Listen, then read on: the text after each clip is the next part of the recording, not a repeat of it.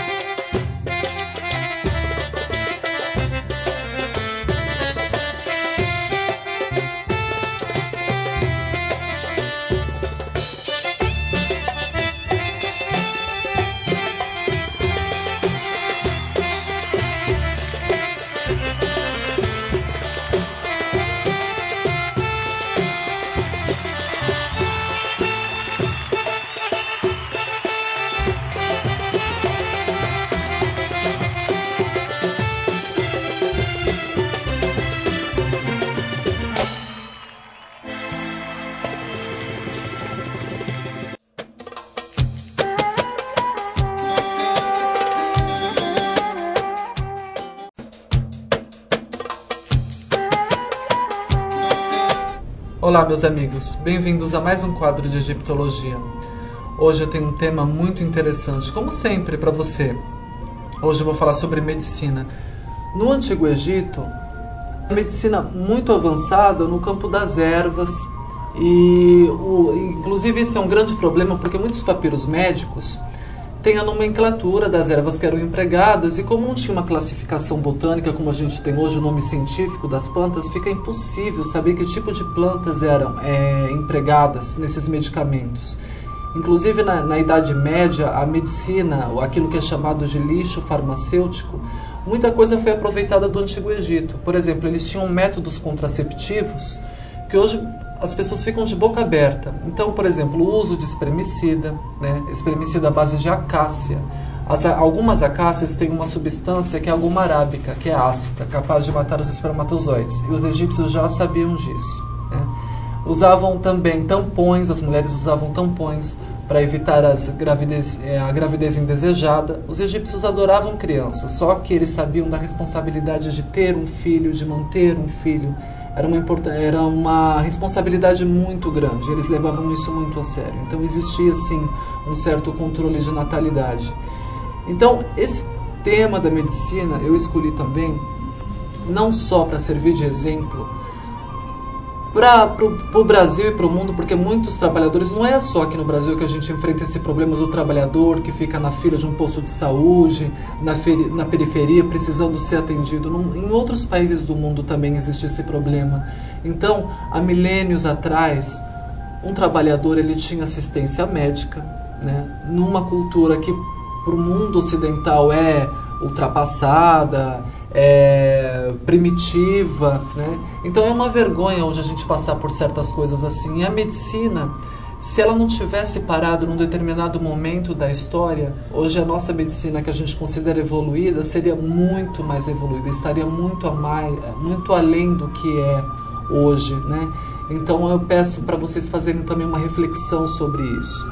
Porque, como estava falando sobre a trepanação, existia um sacerdote que ele tinha a função de estancador, ou seja, ele tinha o poder sobrenatural de conter as hemorragias.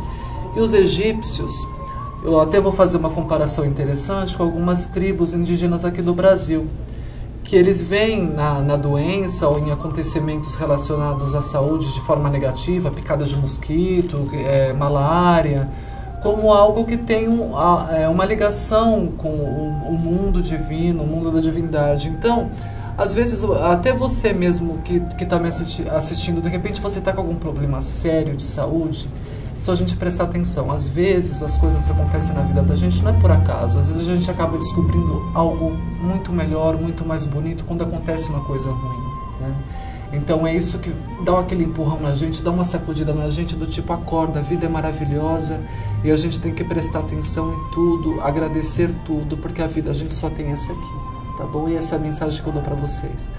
Vida, prosperidade, saúde e até a próxima.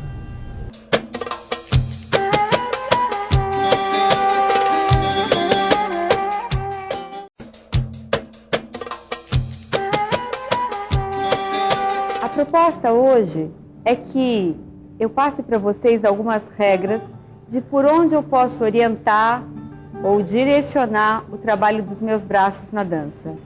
E algumas dicas do que não fazer de jeito nenhum. Nunca, em dança do ventre, você vai ter o braço numa linha reta, lateral. Ele sempre vai estar na diagonal. De qualquer ângulo que você esteja, sempre diagonal. Então essa forma de criar pequenas regras é apenas um atalho didático e mais nada. Eu posso trabalhar só uma das mãos, relaxo os dedos e vou imaginar que o meu pulso está sendo suspenso por uma linha. Mantendo os dedos relaxados o tempo todo, o pulso elevou. O outro braço, relaxando o cotovelo para descer, pulso para baixo. O pulso é que me leva, como se ele fosse o condutor do movimento. Nem se preocupe com os dedos. porque naturalmente eles assumem uma forma arredondada se você trabalha o braço com relaxamento. Ou penso nos meus braços a partir do cotovelo, arredondo o cotovelo como se agora fosse ele que me levasse. Cotovelo para fora, cotovelo para trás, cotovelo para o chão, relaxo a finalização. Cotovelo fora, cotovelo para trás, cotovelo para baixo e solto. Desse jeito, o próprio ombro faz uma rotação suave e sem tensão. E tanto eu posso trabalhar com os dois iguais, quanto alternados. E se eu juntar os dois, eu tenho um movimento mais típico de ondulação de ombro. Por último, eu vou pensar no meu ombro. Ombro, cotovelo, pulso, relaxo. O pulso pode servir como um orientador no ar e ele cria sozinho a ondulação dos dedos, sem que você precise trabalhar essa ondulação de outra forma. E os braços podem executar molduras, principalmente nos movimentos lentos. Se eu trabalhar alternadamente os pulsos, ou se eu criar uma relação entre eles,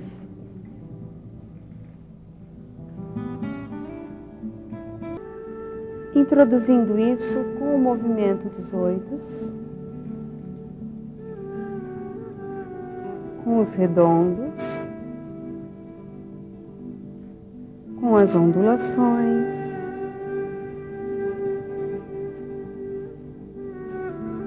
e lembrando que eles podem ser a sua porta para a expressão.